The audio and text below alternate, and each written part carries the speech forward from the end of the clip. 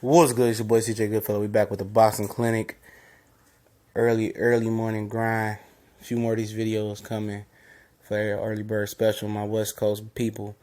But shout out to Trap House Boxing for bringing awareness to me. And I looked up the interview on ES News, Ellie Sackbeck News YouTube. I'll leave a link in the description to the interview. Short interview. It's the lady that's not doing interviews on Ellie Sackbeck News, ES News on YouTube. Shout out to him.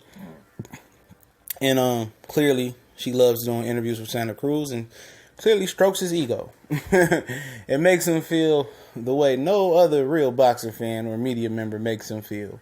Now Leo Santa Cruz says he wants to fight Grandma Rigondeaux, but his team won't let him. And let me give y'all some history, and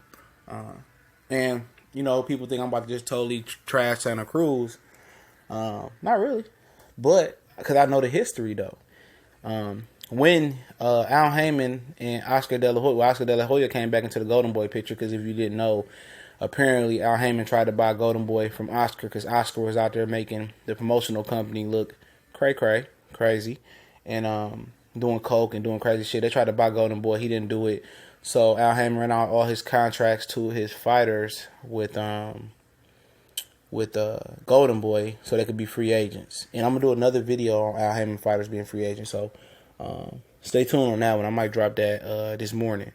But he didn't do it. So, Oscar De La Hoya kind of went to court and he got some of his fighters back. And Santa Cruz is one of the fighters that he got. So Oscar De La Hoya proceeded to be on his crusade to make the best fights in boxing. He entered negotiations to have Leo Santa Cruz fight Rigondeaux. Now, I don't know if Oscar De La Hoya didn't like Leo Santa Cruz or wanted him to lose, but they call Santa Cruz the son of Al Heyman because Al Heyman does everything and looks out for Santa Cruz, versus part-time fighters, construction workers. He didn't fought them all for top dollar on pay-per-view bill. He was even on the Pacquiao Mayweather pay-per-view bill versus nobody getting good money. They proceeded to enter negotiations with Rigondeaux for Santa Cruz. Al Heyman digged in his pocket and bought Santa Cruz out his Golden Boy contract and stopped that instantly. So it's been on record that Santa Cruz's dad, to the left of the screen, Santa Cruz's right, said today, he don't want him to fight Rigondeaux. He says he don't like to fight. Basically he know his son will get his ass whooped.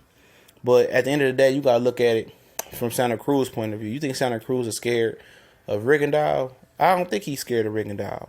I think truly that he would fight him. And this is frustration and him venting because he's tired of having to move up and duck him and listen to his father's orders and his team orders. He said his team, but his father is the head orchestrator of that.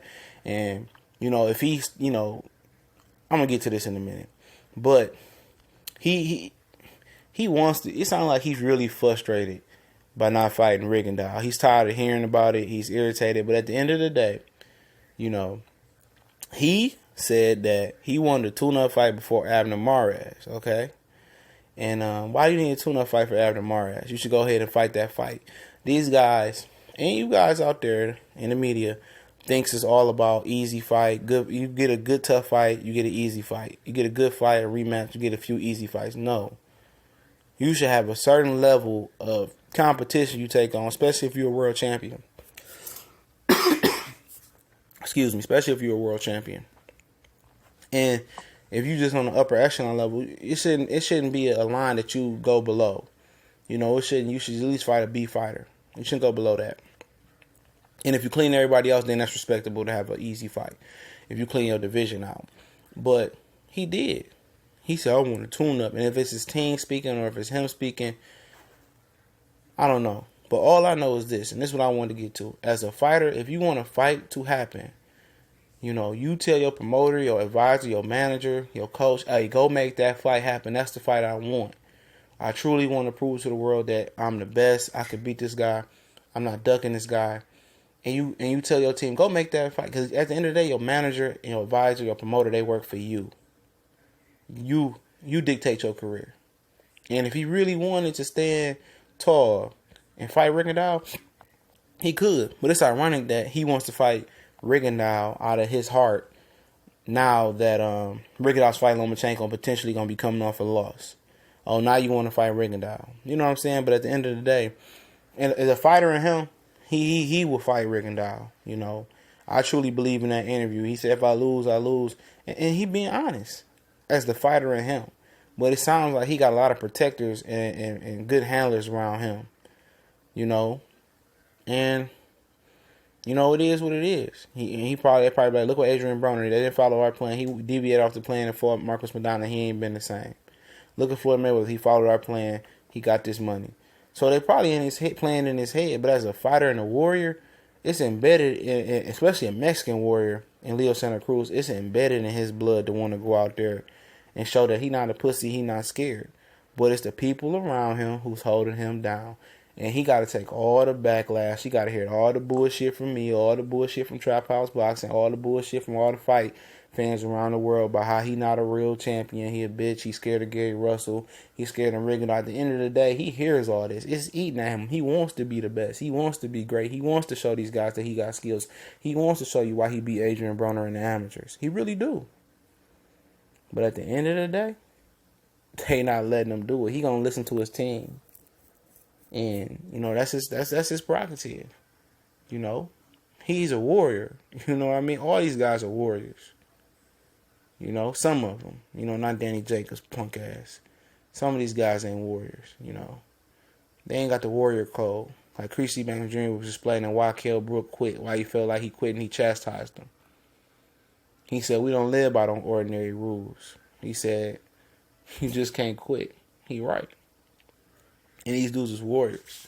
These ain't the same warriors that a lot of y'all grew up watching older guys. It ain't the Hagler. You know, you go back to Sonny Liston, even Evander Real Deal Holyfield, you know, who was told how Tyson will kill him his whole career, you know, since moving up to heavyweight.